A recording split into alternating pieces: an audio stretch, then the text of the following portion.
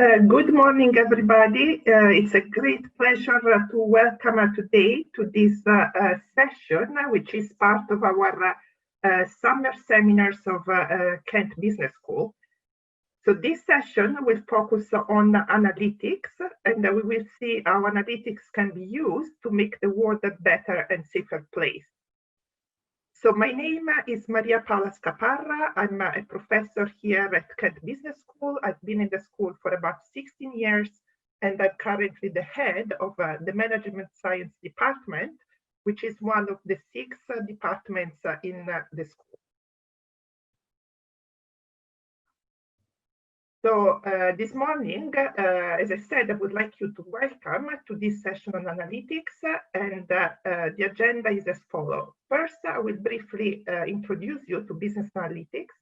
I guess if you're here today, you already have some background in this area, and you've done some research on what business analytics is, but I will give you a little bit more information, and I also show you how you can use analytics in practice.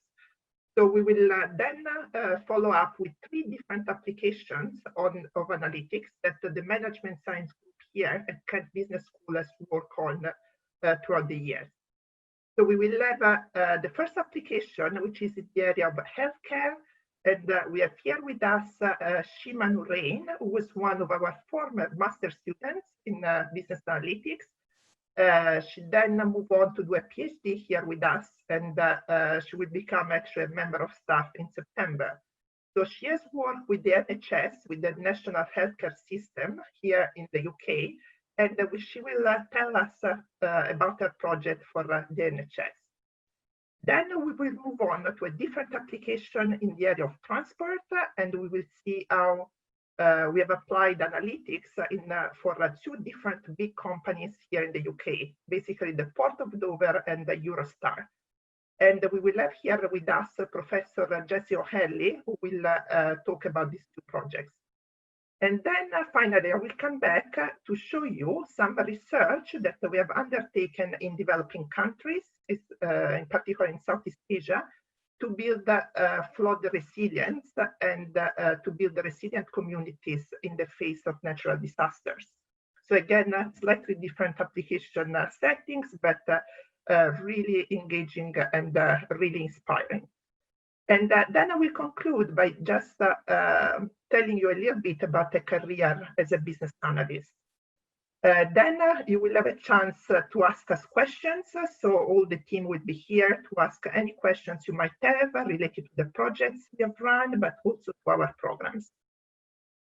So before I start by introducing business analytics, I would just like to say something about Kent Business School. As I hope you will infer from this presentation, we try as a team of teachers, instructors, and academics to bring our experience and our expertise into the classroom. So we really teach by using our experience in working with the government, with the industry, with the companies and businesses in the area and globally. When we teach, so that we can really engage with students and give them a practical example of how what we teach them can be applied in the real world.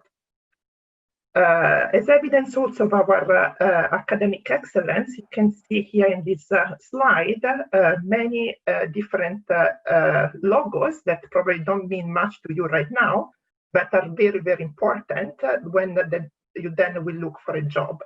Because you can safely say that you get your degree from a business school which has several accreditations, 2 in particular are very important and put us among the top institutions globally for business degrees. And these are the ACSB and the AMBA accreditation for our master program. But we have many other recognitions. We have the TEF, which is, we got a gold for this particular teaching excellence framework in recognition of our excellent teaching. And we have our accreditations, which are linked to our programs. For example, we have the CIM, which is the accreditation for our marketing programs and so on. So, but let's get into the real core of this presentation. So what is business analytics? Business analytics, in a nutshell, is really the process of transforming data into actions through analysis and insights. So as you are very well aware, there are many companies now that have a huge amount of data, structured data, unstructured data, text, videos, numbers. And the amount of data that we have is growing every day in an unprecedented way. Now, there is much more awareness that by using this data, you can really gather insights and then drive decision making by using better fact-based decisions. And how do we do that? We have to mix. It's a good mix of tools.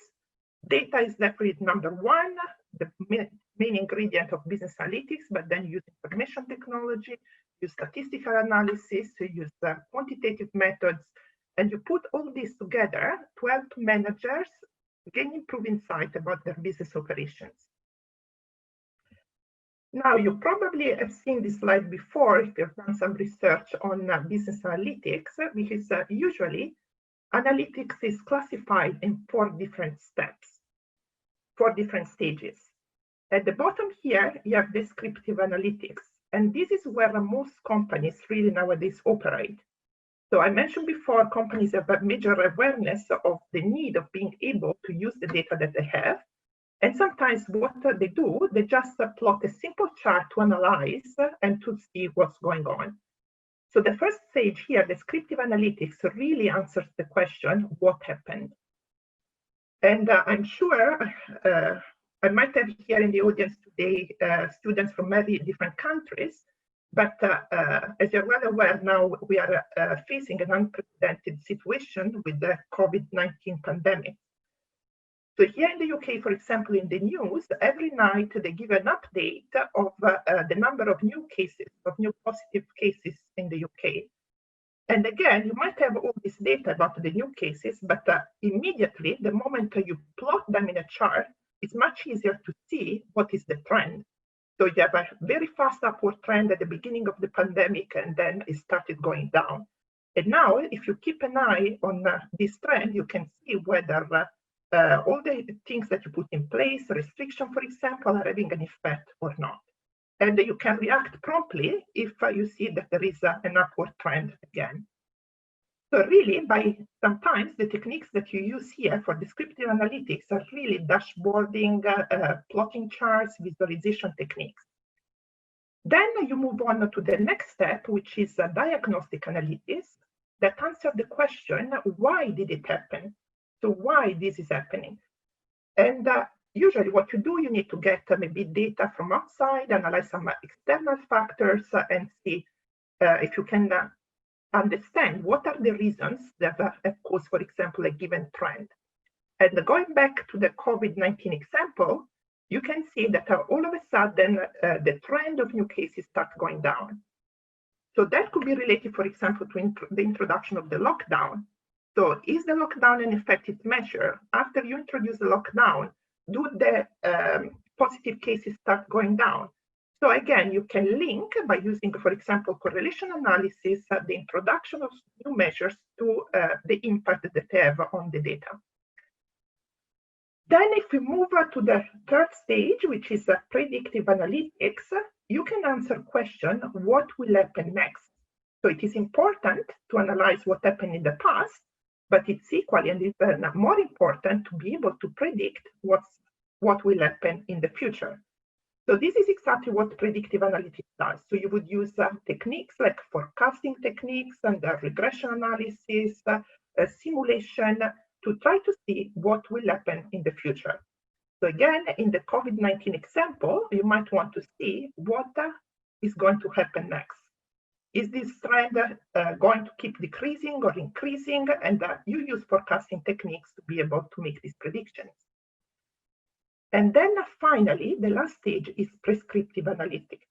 And I want to focus on this stage because it's very, very important, but very few companies are able to use prescriptive analytics techniques. So these techniques can help you to answer the question, how can we make it happen? What should we do now? What is the best course of action? So we have analyzed the past, we have predicted the future, but now we really need to inform decisions by using, for example, optimization techniques. Now, as you can see here, as we move from the first stage of descriptive analytics all the way to prescriptive analytics, the difficulty of the methods will increase, and we cover all of them in our programs, but also the added value that you can bring to a company, to a business increases massively. So more complexity, but more competitive advantage, more value into the decision process. Now, if you want to find out more about analytics, there is a very wide professional body, very wide community in the world. Here in the United Kingdom, we have the OR Society, which is the professional body for business analytics, and you can find all sorts of information there. Now, there are a lot of coronavirus resources that run events like the Analytics Summit. There are magazines, they have case studies, so it's a very, very good source of information. Now, for students, the membership is free. So if you want to find out more on business analytics, you can really become a member of the OR Society. But there are OR societies all over the world. So I'm saying OR, which is operational research, because analytics is basically a new name and a fancy name which is better understood in the business world for what was called in the past management science or operational research. So yeah, for example, the INFORMS, which is the Institute for Operational Research and Management Sciences, which is the professional body for analytics in the United States. And then you have the IFORS, which is the International Federation of Operational Research Societies, which is the global community, including all the operational research and analytics societies in the world. So again, if you look on the web, you can find these communities, these professional societies, and you can get really lots of information about analytics and how you can use it in practice to impact pretty much everything. So now I want to move on to the research that we actually do here within the Kent Business School to give you a practical example of how you can use the analytics really across every sector. So as I mentioned before, we will start with an application in the healthcare systems. Then we move on to the transport. And then I will show you something on disaster management, but the applicability of analytics is not confined to these three areas.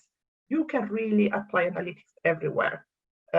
Tourism, sport, supply chain management, manufacturing, you name it, there are applications for analytics that help you making better and informed decisions. So I will now introduce you to Shima Nurain. As I mentioned before, she was a student here in our MSc Business Analytics, and she's now a PhD student working for the NHS, but still associated with the Kent Business School.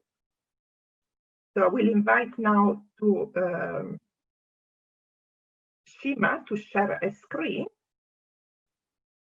and tell us something about the very interesting project that she's running with the mental health care services here in Kent. Hi, everybody. I hope you can hear me. My name is Shima. I can see some of you. Hi, Deborah. But I can't see you. I feel like you're there. But don't feel pressure. So this project, what I'm about to show you, are snippets from an actual project. Tina? Yes, hi. You're dipping in and out. Do you mean my audio is dipping in and out? That might help, thank you. Yeah, sorry about that.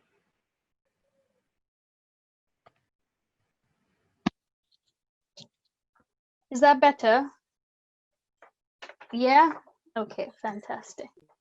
Okay, so what I'm about to show you are snippets from an actual project that I did as part of my PhD. It was a collaborative project with a mental health provider based here in Kent.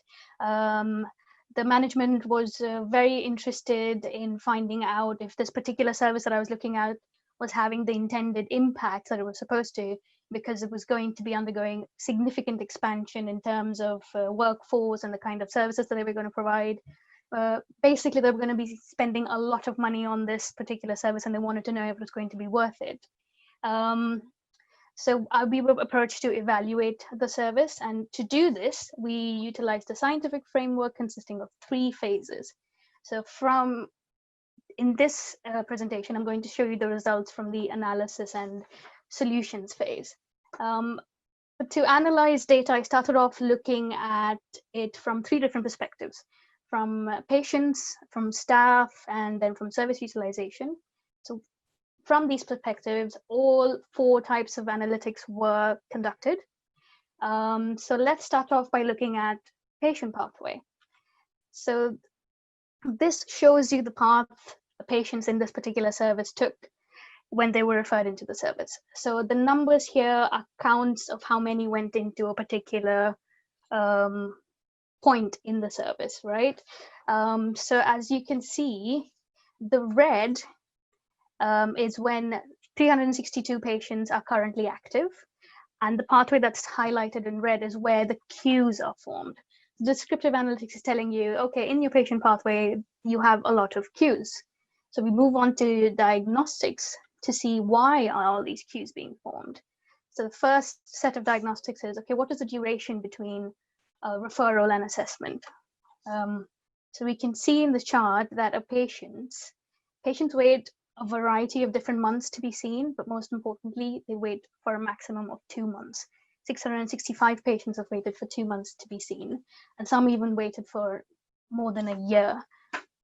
And in the next chart, we see how long does the patient actually stay in the system, right, from start to the end. As you can see, this varies again quite a bit, but most patients stay for 2 months, while some have stayed for 2 years. Now, looking at the data from a staffing perspective, this table gives you the number of cases on a particular clinician's caseload. So green here means a high caseload, red means a low caseload, and everything in between is variations of green and yellow. So just to explain to you what's going on here, let's look at clinician 1 in the month of May. So clinician 11 in the month of May had 54 patients on their caseload. So obviously this is a high caseload. Why don't the rest of the clinicians have a similar caseload, and why is this person high and the rest are not? So to diagnose this, you sort of drill down deeper and you try to see, okay, how is this being distributed? So again, I'm going to ask you to look at clinician 11. So this particular column tells you how many cases does this particular clinician have from different GP services. So you can see very clearly that it's all green, meaning it's all high. So this person is seeing patients from 14 different clinics. And when you compare it to the rest of them, it's relatively high. So that's one reason. So this person is seeing quite a few patients when compared to the other clinicians. And again, to top it all up, even if one clinic has 3 different clinicians that are seeing patients, this person again has a higher distribution. So he's been given more, while the rest of them have not been given enough. So the distribution is unequal, it's unfair. Now, moving on, I'm trying to see, okay, what can we expect in the future, right? So this is a forecast for the referrals. So we've got information for 5 years, and this is how there's trend and seasonality. And I used an ARIMA model to forecast how many referrals can the service expect in the future. So this is the forecast that you get from the model. The red is the actual forecast, where the green and the purple are upper and lower bounds. What that means is that any future values will lie in between the green and the purple. A similar type of predictive analysis was done for the number of contacts the service can expect in the future. Now, this is data that was given to me by the service. So again, you can see a lot of variation. There's some seasonality. Now, if you forecast this, again, an ARIMA model was used. So it says that you can expect a considerably high contact rate if the trends are to continue. And again, between green and purple is where all future values will lie. Okay, so now we've established that patients are waiting for a long time and the caseloads are not being distributed equally. What do we do about it, right? So what do we do? Is it possible to effectively plan and deploy a safe and sustainable workforce and have patients' needs met?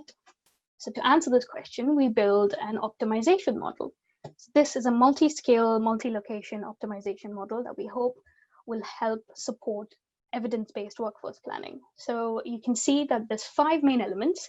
You've got inputs, you've got objectives, you've got constraints, decisions, and outputs.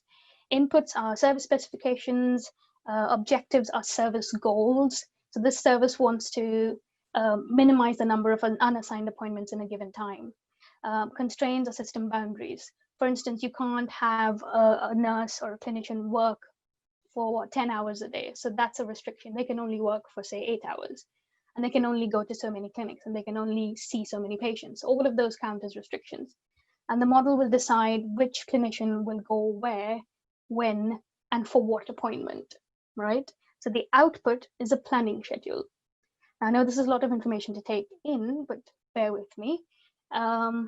To make things more complicated, this is what the mathematical equation of those literal sentences that you saw would look like. So we take the sentence, you convert it to an equation. So that's basically optimization modeling, right? You have your inputs again, you have your decision, you have your objective, you have your constraints.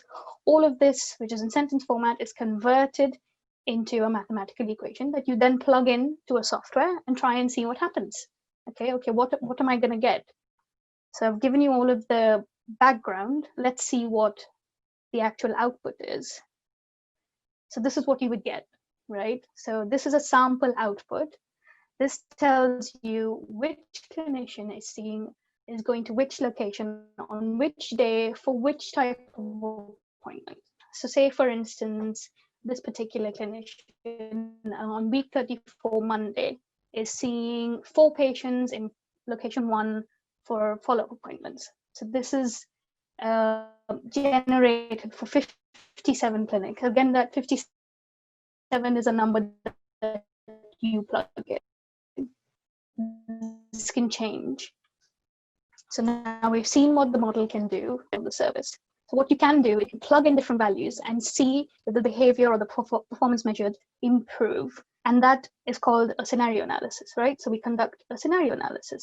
To do that, you have to identify what inputs can be changed. So for this particular project, I've identified that 6 different inputs or 6 different service specifications could potentially be changed, improved, increased, reduced, so you don't have variations, you don't have patients waiting for too long.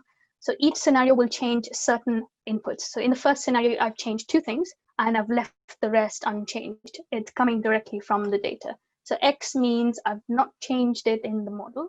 The tick mark means I have changed it to try and see what the output would look like. And you can see the different combinations and variations that you use. So I've got a total of 12 different scenarios. But I'm only going to show you the results of 1, and I'm only going to show you the result 1 performance indicator. Okay, so you've got scenario 1. I've input the experimental values, so I see, okay, how is it changing the behavior of the service? So we've got the available hours per clinician, so you can see that it varies quite a bit between each clinician, but this is information that you get from the service. So you've got the available hours. What does the model do? So this is how the model assigns these hours, right? Okay, how is it any different from what they were already doing? So this will tell you what they were already doing, right? So if you look at, let me just see if I can, just 1 second. Right, so if you look at this particular clinician, okay, in reality, this person would have done a lot more work, but the model says, no, you don't really have to. So we're distributing it fairly equally. So this person is not burning out. This person is not doing way more than he or she needs to.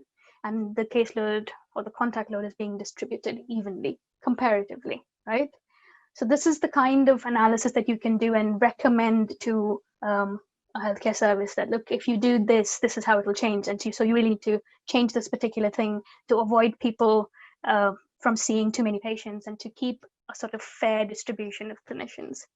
I think that's it for me. So I'm going to ask Jesse to continue because he's got something to share with you as well. Yeah, many thanks, Shima, for your presentation. I hope it was helpful to understand the possible application of analytics in healthcare. And now we move to a different sector, and we are looking at applications in transport. Great. Well, thank you very much. I've told I need to be brief, so I'll try and do that. But let me do share screen. There we go. So my name's Professor O'Hanley. I'll be, if you decide to come here, I'll be one of your professors for the first term for advanced spreadsheets and decision support systems.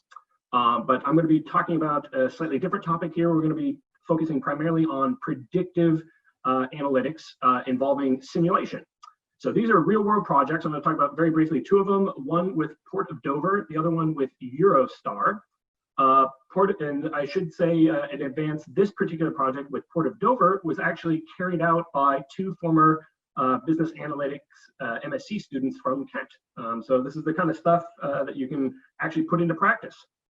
So Port of Dover, if you're not familiar with it, it's very close to Canterbury. It's one of the major ferry ports for transporting cars, but also primarily lorries carrying goods to and from Europe. So if you're not familiar with it, this is kind of a brief schematic of the eastern docks where the Port of Dover is based. So basically you have, my mouse will see it, regular passenger traffic will usually come down the A2. Most of the freight traffic comes down on the A20. And then they start entering here at the buffer zone, which is a kind of effectively a large parking area in front of the port. So they can actually hold vehicles there if they need to, if there's some sort of problem in the system. Then they go through various checks. So they'll go through border control checks at the French border. You actually pass through French border on the UK side. You then loop your vehicle all the way around, and then you do the check-in for your particular ferry operator. And then there's queues in front of these, and then you have an assembly area, which is basically a big parking lot as well, where you sit and wait for your ferry to come and pick you up. Okay. So you've got a series of kind of checkpoints and queues sitting in front of you, queues being little waiting lines. So what we did is we made a very nice simulation model of that. So we translated that kind of system, and we effectively represented inside a simulation model. And this is one of those types of software you'd learn on our program. It's called Simulate. It's one of many types of simulation. So this looks complicated, but in reality, it's not that bad. But I'm going to focus in on this little part here of the simulation, which is where we have the freight, the lorry traffic, the freight traffic. That's the key business that the port is really concerned about. They have to make sure that this is really flowing through the system efficiently. So what we've got is we've got the A20, which is effectively modeled as a white queue. It's a queue. It's a little waiting line. So we have vehicles waiting there. We have a thing called TAP. Very briefly, it is the it's called Traffic Assessment Protocol. It's a mini version of Operation Stack for anybody who's familiar with that from the UK. It's basically a way of holding lorries. So they have a system of lights. They hold them off to the side, and they can kind of hold the traffic and allow other traffic to flow through and not block up the city front. So then you've got the seafront, you've got the port entrance, and then you break up the traffic. Red and blue are different types of freight operators, so that people go into different ones. You then go through PAP, which is the French border control. You have check-in queues, then you have the actual check-in process, and then you wait. So then what we can do is we can actually hit play. You can actually see what is going to happen. So we have this, everything's flowing nicely. We have all the things going on. And now what happens? Well, this guy right up here, he decides to take a break, okay? Or he has a breakdown. So now we have the queue building up. This red, as it's getting bigger, means there's more and more vehicles. There's now 83 vehicles. Now, at some point, very soon, it's going to fill up the buffer zone, okay? And then what you'll see is that will end up activating TAP, which means I now have to put in TAP, which is not a good thing. And then you're going to get a pulsing sensation of cars. I think that's going to happen now. Yep. So, bam. And now that you get this pulsing of vehicles, meanwhile, this person's now come back, and the queue is now going to slowly go back down. And eventually, the system will return to its normal. Okay, so I'm going to stop there. So it's slowly coming down. So why is that kind of stuff useful? Well, what we can do is we can run it over a whole week, okay, or a whole month or a whole year or whatever you want, and then we can see where traffic is going to build up over the week. Okay, so blue and green are the different ferry operators, DFDS and the P&O, and we can see this is where the buffer zone is kind of beginning to fill up, where it's getting green. So we know that we're going to have filling up in the midweek of the buffer zone, and then we can run scenarios like what happens if one of the ferry vessels is taken offline. Well, we can see that the buffer zone, that parking area up in front, is now filling up a lot more. And then this red is where I think I'm going to have activation of TAP. So if I'm going to have that, this gives me a good forewarning of when TAP might occur over the week. And then I can prepare for it. I can make sure I have all hands on deck to prepare for TAP. So I can figure out what's going to happen with or without vessel refits. We can also do stuff of, well, what happens if I have new space? Well, if I get new space in the system, where's the best way to use it? I mean, I could add stuff to, I could analyze what happens if I have no intervention. What if I didn't do anything with the space and I get a certain number of taps per week? And that's a bad thing because it's basically traffic jams. And I could say, well, what happens if I add some space to the assembly area, which is the area right in front of the ferries? And yes, the number of taps goes down. But I can actually see that the most effective thing is actually to add space to the buffer zone. So I'm running scenarios with this simulation model, making predictions, trying to find out what is the best use of resources. So you can make predictions and you can use it in this sort of way as more of a prescriptive tool. So very kind of nice. Now, very, very briefly, what has this done for the Port of Dover? It's saved them a lot of money. We're talking, upwards of millions of pounds. Very importantly, taps have gone down. They used to have one every other day. Now it's one every 5 days about. That's a big, huge improvement. And it allows the Port of Dover to make better communication plans with their different partners that help operate the port. So super briefly, Eurostar, the main passenger train going between UK and Europe. It's the main terminal is in London. So this is London St Pancras.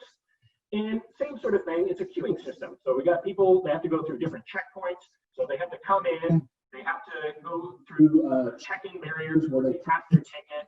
They then have to go through security. They have to go through border control, or they might have to go to additional border control, and they might go through electronic border controls. They then wait in the departure area, and eventually they board. And eventually, again, we develop a nice simulation here. So we can see this running around. And here we did a much more fancy one where actually you can see the graphics are a lot more improved, and we actually built in some agent-based modeling aspects into the model where we actually give each of these people characteristics. So they have a passport type, they have an age, they have a certain amount of luggage, they are business class or not business class, etc. And we can actually see these people flowing through the system. We can figure out when are the queues going to build up, etc. So sort of like the Port of Dover example.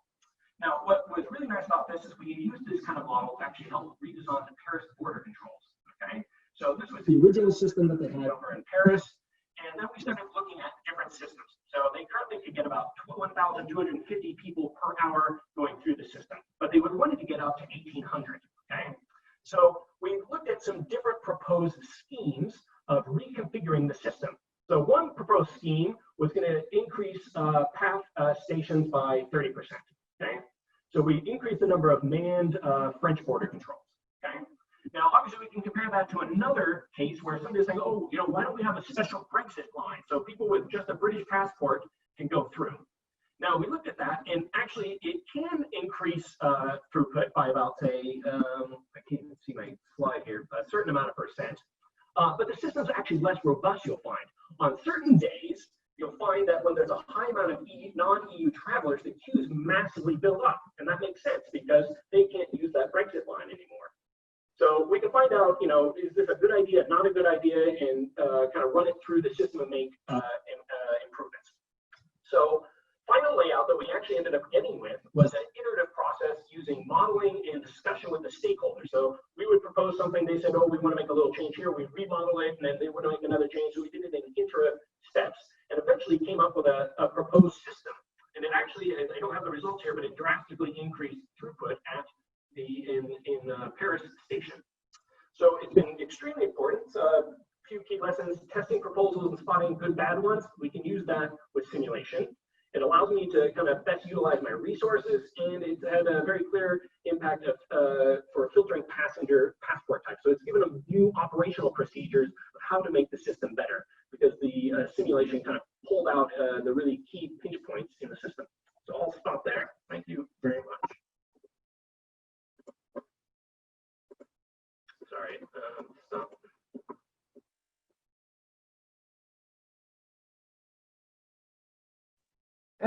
Thank you so much, Jesse. I hope you enjoyed these additional applications of analytics. And now I will share my screen again. And we can move on to the following examples.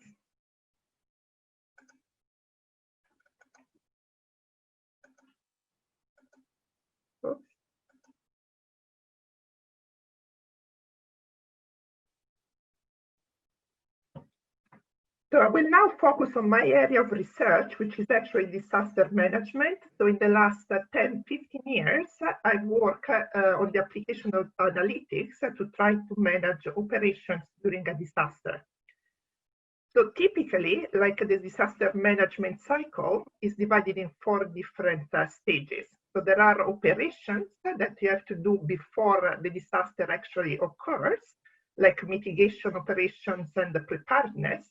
And then there are some activities that you have to do in the aftermath of a disaster. So those are operations like response and recovery activities. So in the talk today, I will focus on a particular project that belongs to the mitigation stage. So how can we mitigate the impact of the disaster? But as you can imagine, there are so many different operations and activities where analytics can really help in streamlining and using resources more efficiently, and those are across the full range. If you think, for example, of response operations after a disaster, there are so many things that need to be decided and planned and implemented that if you can support these decisions with data, then you can really run them much more smoothly, which in many cases can make a huge difference in terms of even saving lives. If you think about the evacuation, for example, how can you evacuate people more efficiently? How can you deliver relief items? How can you locate shelters in the proper place so that the evacuees can reach them more easily? And this is true also for the recovery stage, where you have to decide how can you remove debris quickly, so that maybe some roads which are really important and crucial for rescue operations can be freed up quickly. Where do you restart when you have to rebuild? Like, not sure you've heard the expression build back better, but after a disaster, it's very important that you rebuild even better than before. So how can analytics help with all these different operations? So the project that I want to talk about was started about 3 years ago, and it was funded by the Global Challenges Research Fund, which is a scheme funded by the UK government. So basically, in 2015, the UK government set aside £1.5 billion to support research and academics so that they could use their research, their expertise, to help and solve challenges faced by developing countries. And this was in alignment with the Sustainable Development Goals. Now, you probably know that 2015 was really a landmark year in terms of all the policy made to achieve the Sustainable Development Goals. There were different agreements that were made, like the Paris Agreement for climate change. There was the Sendai framework for disaster risk reduction, and then the Sustainable Development Goals. So this research really was aiming at contributing to the achievement of these goals, especially the ones related to infrastructure and climate change. So within the scheme, there was one particular program which was launched by the British Academy that focused on cities and infrastructures. So by 2030, it's predicted, in fact, that 60% of the global population will live in cities, and the people will keep migrating from rural areas to cities, especially in developing countries. So how can we help people and urban areas to develop in a sustainable way, in a safe way, in an inclusive way, especially in a resilient way to natural disasters. I'm just going to show you this picture because I think that a picture sometimes is worth 1,000 words, just to identify what is the problem that we were trying to address. So first of all, we work in Vietnam with the Vietnamese team. And one of the typical, unfortunately, the recurrent problem that they have in Vietnam cities is the one of having flood that exacerbate already the problems that they have with traffic congestion in urban areas. So Vietnam, in fact, is ranked 4th in terms of countries which are most exposed to river floods. And as you can see from this slide, these are pictures taken in Hanoi city, which is the capital of Vietnam. And you see that the frequency and the intensity of flood is increasing year after year, and it's becoming a very recurrent phenomenon. In the last few years, they maybe have this situation even 2 or 3 times a year. Now, as you can imagine, this creates massive problems in terms of damage to their infrastructure, habitations, and especially in terms of business. So we were really working with the many stakeholders in Vietnam, and we've tried to phrase what was the problem at hand. And we came up with this project which has the aim to reduce the impact of floods on Vietnam urban areas.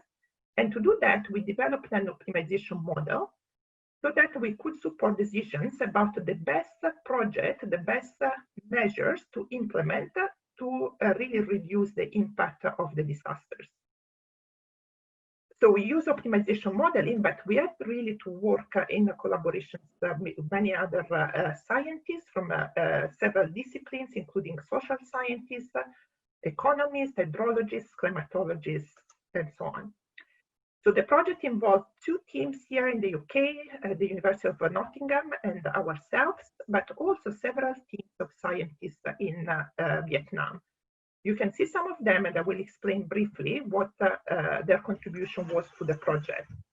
So we have, first of all, before you start building an optimization model, you have to identify what are the issues that need to be modeled.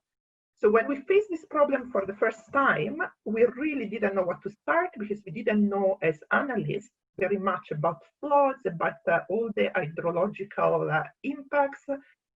So we work very closely with the other teams, and we decide, first of all, we need to see what are the major impacts on local communities. And so we run a survey, an assessment to understand more about the impacts. Then we have to look with the help of a TDSI, which is part of the Ministry of Transport in Vietnam. We wanted to look at what the projects that were planned were, so that we could inform decisions about the best ones to implement. And then obviously we have to look at the impact of those projects on the flood. And so we had the help of BAST and DMAN, which are 2 research institutes in Vietnam, where hydrologists and climatologists help us to make predictions about future flood scenarios. So they did like some rainfall simulations under different rainfall conditions, and then they generated some flood maps for us that we could also integrate in our optimization model. We then did a mathematical formulation for these, which was very similar actually to the ones that Shima showed you for healthcare. So once you know the methodology, you can really apply in different contexts and different sectors. And then we also developed a decision support system so that the users and the urban planners could really visualize the solution to understand what was the impact of our proposed methodology. So you see, like the step 1, as I mentioned, was to run a flood impact assessment. And to do that, we really hired a crew of students in Vietnam who went around the cities to interview both residents and street vendors. So in Hanoi, it's very common to have street vendors who really sells their product coming from agricultural areas into the city every day. And obviously, when there is a flood, this is a huge impact on them. It's a loss of income and the loss of business. So in terms of the assessment, we ran surveys with 497 respondents, and we were looking also at the perceived causes of the flood. And basically, 42% of the respondents, as you can see in this chart, agreed that the major problem, the major cause for the flood was that the drainage system is very aged, it's obsolete, and it has not grown or it has not been upgraded with the pace to follow the pace of urbanization in the city. So these already gave us very important information in terms of what could be done. Also, we look at the other impacts, and we saw that, for example, for people, the major economic impact was really the damage to the roads, as you can see in this chart. And in terms of congestion, in terms of social impacts, congestion was perceived as one of the major impacts by the local communities. So we decided to look at projects on the drainage system, as this has been perceived as one of the major causes, and we analyzed their master plan project that was given to us by the drainage company in Hanoi. So we identified 89 possible projects, including, for example, the rehabilitation of lakes, construction of the reservoirs, and so on. Then we used the flood map that were generated by our hydrologist partners. And again, when we're looking at these maps, we really didn't know how could we possibly incorporate them in our optimization models. But by interacting with the hydrologists, actually, what's behind these maps is a basic Excel model, an Excel spreadsheet that tells you when a flood occurs, in each catchment of the city, what is the level of water. So we put all of this together, all the information and the data that we got from different agencies, different teams, into our optimization models, where we have as inputs what are the mitigation projects, what are the costs of these projects, what are the catchments in the cities, what is the road networks, what are the flood scenarios. And what we needed to decide was which projects to implement and when, in a time horizon of 20 years, so that we could meet these goals, basically minimize the congestion and minimize the damage. And on top of this, we had some constraints. For example, on the budget, we only had a given budget, and we have to look at also at the impacts of the different projects on the congestion and the damage. So basically, what we need to decide is this variable, which is which projects, to minimize an objective, which is congestion and damage, subject to a set of constraints. And what is the output of this model is really, as we use this graphical user interface, decision support system, that tells you in the next 20 years, what are the projects that you have to implement. So in year one, for example, project 1, 4, 13, and you can see how the budget is spent throughout the year. But even more importantly, we could display on the maps what was the impact of our proposed solution. So you see here in this map was before the implementation of the projects, where the red areas mean very bad. If there is a flood, those are really heavily flooded. Orange is medium damage, and the yellow is okay. So after implementing the projects, according to the schedule that we propose, you see that the red area is much less, and so is the orange area. And we could show also the level of congestion. So you see the blue roads are the ones which are heavily congested during the flood. And by implementing the suggested solution, for example, you see that this road is no longer flooded if there is a flood. So we are still working in Southeast Asia now. In fact, we just got another project funded that look at many other different problems. So we have enlarged the focus, we have enlarged the countries. So now we are working with partners in Indonesia, in Myanmar, Cambodia, and Laos.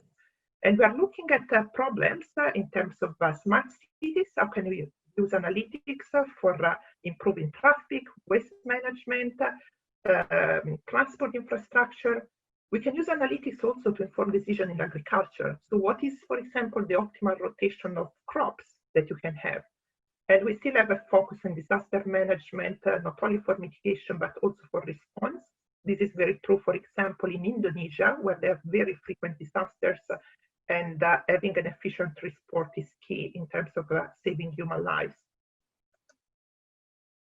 Now, here another example, but I will go very quickly through this because I want to leave you some time to ask all the questions that you might possibly have. But another project that we are working on now is in terms of improving also accessibility to big cities for people who live in rural areas. So in developing countries, there are a lot of villages which are not properly connected to the cities, and this causes massive problems because there's no accessibility, for example, to essential services like healthcare or school education. So this is a typical problem that you can use by using prescriptive analytics, and you can design a little road network and see what are the links that you might want to pave or rehabilitate so that you can optimize connectivity and accessibility. So I want to conclude this talk, and I hope that you had a big variety of examples to understand that there's never been a better time to become a business analyst. Companies are now really very proactively looking for graduates with business analysis skills. The opportunities out there are massive in all types of industry and the businesses.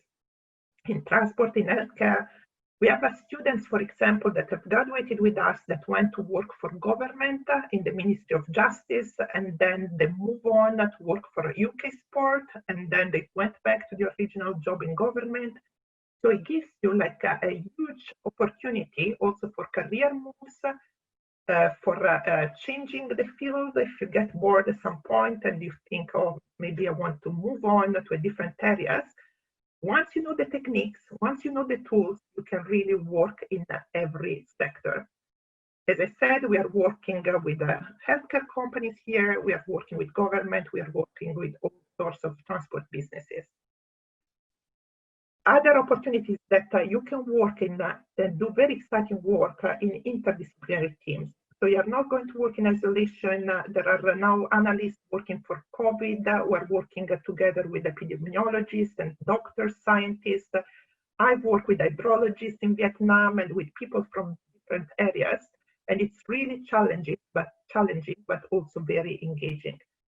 But most importantly, the point that I want to make is that by using analytics, you can really contribute to make the world better, safer, and more resilient to all the big challenges that we are facing in this century. So I will now leave you some time for question, probably a little bit less than originally anticipated. But if you have any question, feel free to either put it in the chat or you can just unmute your microphone and you can ask directly. Just to break the ice, I put here some pictures that show actually the team at work in the 3 projects. You can see here Shima, and this is another one of our MSc students. This was the project that they work on for a local hospital here in Canterbury for their master's dissertation. And those are pictures of the other projects that we talk about today. Paola, we've got one question from Yes. Charlie. His question is, could Simulate be used to map the e-commerce customer journey and ultimately improve site conversion? Yeah, I'll answer that. So yes, is the simple answer. And I saw the question earlier. So here's actually literally one of the computer labs we do in one of the in the simulation class. Let me see if I can share screen real quickly. Paola, can you allow me to share the screen? Yes. Okay.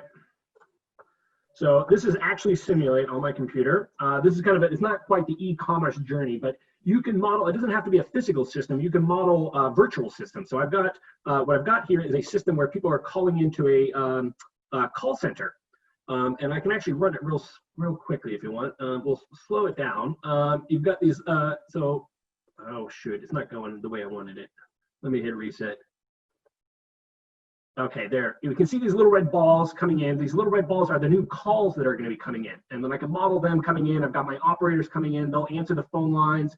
If they're successful, they leave. Some of the phone calls might actually have to go over to a manager because it's a more complex call. Then the manager will deal with it, and then I can run it over there. So you can kind of run this sort of thing, run it at full speed, and you do some experiments, and bang, I'll get some results, and I can analyze what is my average queue size, average queue time, number completed by the operators, number completed by the manager, etc., average use of my phone lines, etc. So you could kind of translate this into an e-commerce setting where you're kind of building a much more complex, and they would have a lot more steps involved. But you could imagine it's a virtual system. It's not a physical system. So you're going to map how the customer maybe comes into the e-commerce system initially. Do they go over to this part of the system or that part of the system? So then you can divert them. You can figure out, basically kind of measure how satisfied they are based on maybe how long it takes for their order to get taken care of, etc. So there are certainly things that can be done along that line. I'll stop there. Yeah. I can see that there is another question, and then I forgot, very importantly, that we actually have here today one of our current students in the MSc Business Analytics doing a placement as part of our program with Sainsbury's. That is one of the biggest supermarket chains here in the UK. So if you have some questions for her, she can also answer any question that you have about the actual MSc program in Business Analytics. But before I pass the word to Deborah, I wanted to ask another question that I see in the chat. How much data analytics do you study during an undergraduate business management degree at KBS? So basically, we have introduced now a pathway in our MSc management, which is a pathway in business analytics. So there are modules in business analytics. I teach one of them, which is in fact the predictive and prescriptive analytics module. We will run for the first year, for the first time this year, another module, which is data intelligence in practice. So my answer to your question is yes, there is a pathway in business analytics, so you can take that one, and there are several modules that will prepare you for a career in business analytics. And you can also do a dissertation at the end if you want in the business analytics area. So if there is no other question, maybe Deborah can say just a few words about that project with Sainsbury. Oh, hi everyone. So I'm Deborah. I'm currently in my internship here with Sainsbury's, where I'm working as a data visualization and insight analyst. So prior to the program, so the internship program is actually optional, but I would say it's one of the best decisions I ever made, because it kind of helped me appreciate all the things I've been taught while in class, and it's kind of opened my eyes to how being a business analyst is, the career path as a business analyst is very vast and versatile. It's quite promising, because I could tell you that prior to now, I wouldn't have known a supermarket store as big as Sainsbury's will have a very big tech team that handles data. So every decision made by Sainsbury's, be it marketing strategy, commercial business strategy, even as simple as the financial bit of the business, kind of rely largely on data. And the volume of data is massive. So my first 4 weeks in Sainsbury's, compared to what everybody would think as an intern, you don't have a voice in the room, man. It's quite different from that kind of mindset, sort of. So my first project was, we're trying to analyze the impact of COVID on one of our products category. So prior to now, I would have thought that, okay, because of the lockdown and policy, so that category was going to sell less in store. However, we're able to see that the online wasn't even moving as much as the in-store. So it shows that customers were still as much as willing to go in store and kind of have interaction with people. So another thing I noticed is the volume of data we had to work with was impressive. It was kind of mind-blowing. Like I had large volume of data that we've not even fully utilized, that we're still trying to get familiar with and try to make adequate use of. So this career is one one, I would say it's been really helpful. And my experience in Sainsbury's has opened my mind to so many things. So it's up to you. You can choose to either be a data visualization analyst. That's where you do the descriptive, try to identify what's been going on, understand the trend. And you can also decide to be like a data scientist, where you come up with hypotheses. It's as simple as hypothesis testing is very useful. So everything we learned on the program came in handy. Like someone asked about simulation. Surprisingly, we do a lot of simulation. So we kind of simulate which of the tills, I don't know, when you buy your stuff in the supermarket and you want to pay, you want to check out. So we did a lot of simulation on which till should open. It's as simple as running simulations on how to chef your product. So data and business analytics is very vast, and it cuts across every aspect of business. Because every day, we all kind of create data. The volume of data out there is mind-blowing, and there's so much that can be done. So that way, it kind of reduces the risk of wastage of resources. So you're making very informed decisions. You're not just making decisions based on what you think or based on your perspective. You're making decisions based on trends, patterns, the data out there. So I think it's a very promising career. And the prospect of this career is I got my internship placement just 3 months into my program. So it shows how relevant this experience is. And at the same time, it's up to you to decide on what you want to do, because the opportunities out there, you just have to put work into it, and you'll be surprised how well or the impact you can make out there. Thank you. Thank you so much, Deborah. Do you have any question for Deborah? So if there are no other questions, we can finish the meeting now, but obviously you have our contact information. You can get them at the end of the presentation or our website. We'll be very, very pleased to answer any question you might have. So please be in contact with us if you need any additional information. Thanks a lot again for attending the webinar. We really hope that you found it useful and that clarified some of the potential applications of analytics and the potential career options that you have if you decide to join us in September for a course in business analytics. Thank you very much again.